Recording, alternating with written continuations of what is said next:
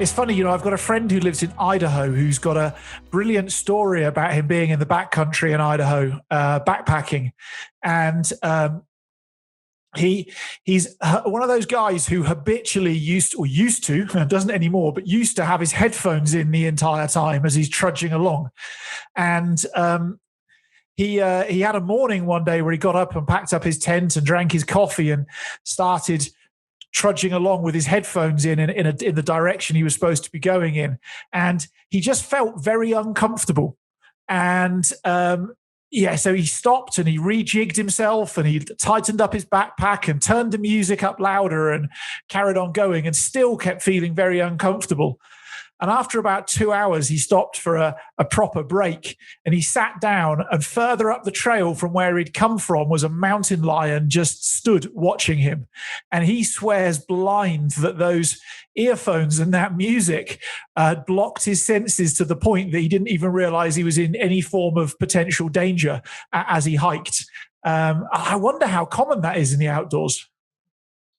Yes, I mean, my work, Natural Navigation is the umbrella that covers it, but actually, really, it's just about outdoor clues and signs. And what you're talking about there is a very important part of that. It's our dialogue with the environment around us, whether it's in the middle of a city or in a very wild spot. In one of my books, I recount the story of a ranger whose base is next to where I write, and I see him pretty much every day, and we're comparing notes all the time. And his main task is actually controlling deer numbers in the woods here. So he knows more about the behavior of the fallow and roe deer than most people I come across. And so I love getting his insights. Anyway, what he explained to me, which tallied with my experience, and it was lovely to hear it from him, which is that if he wants to get close to a deer, he stands a better chance carrying on walking in a normal inverted commas way than stopping and looking at the deer, because the deer is tuned to normal passing behavior.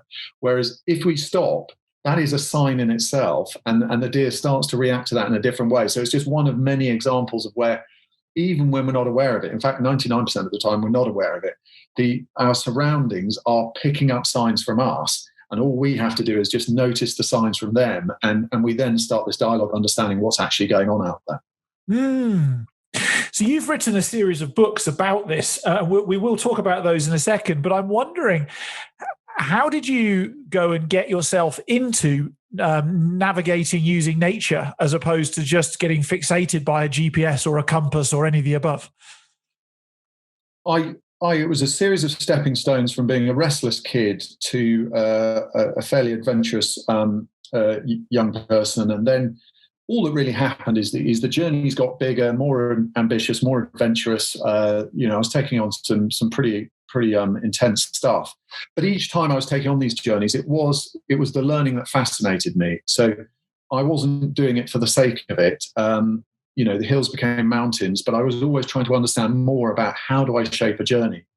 And what happened is that the journeys got to the point where I was having to use some quite sophisticated technology by law. So flying solo across the Atlantic, you have to, by law, have qualifications which mean you can fly an aircraft without looking out of the window, which for me was where the sort of problem, it started long before that flight. But that in a nutshell is the irony, is that as a kid, you can scramble up a hill and you are looking for your own route. You are shaping it literally yourself. And there I was, 20-something, staring at a bank of computers and screens and dials and things like that. And so I turned it all on its head in my 20s and started doing, alongside some of the big stuff. I just started doing much smaller stuff, trying to cross a couple of miles of countryside just using nature's clues. And I got this fantastic. It was like a philosophical bomb going off in my head. I was like, this is the feeling that I used to have, as a kid, and I haven't had for a few years. So I then pivoted and turned my whole life towards natural navigation. And it started with very small basic stuff, like, can I cross this wood using the North Star? Wow, it works. Up to now, I'm finding compasses in leaves and doing all sorts of things that I would never have believed were possible 20 years ago.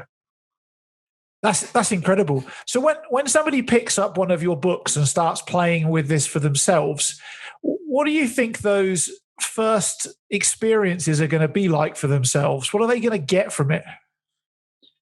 It's an interesting question, and it sounds like a simple question, but actually it's quite a deep question, I think, because the thing I've noticed in myself in the early days, and I now get such joy in seeing it in other people.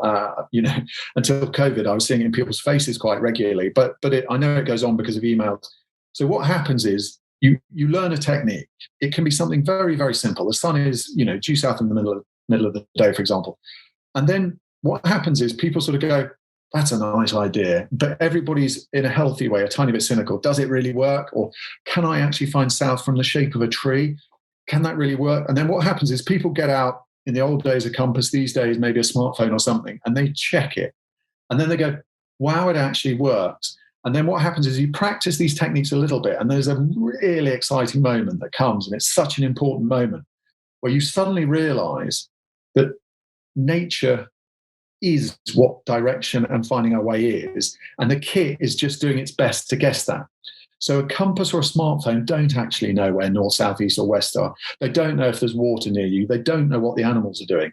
What they do is they use very clever programs to have a good guess, but they're only guessing what nature is actually already telling us. And that sounds a very simple, perhaps even subtle point, but there's that moment when you suddenly realize that, wait a minute, if my smartphone is telling me that way is east, but the North Star is telling me it's north, there's probably a problem in the smartphone, not in the sky. And that's the moment when you suddenly go, this stuff is what's real. The stuff in our pocket is it's having a good guess, but it has no idea and it doesn't care.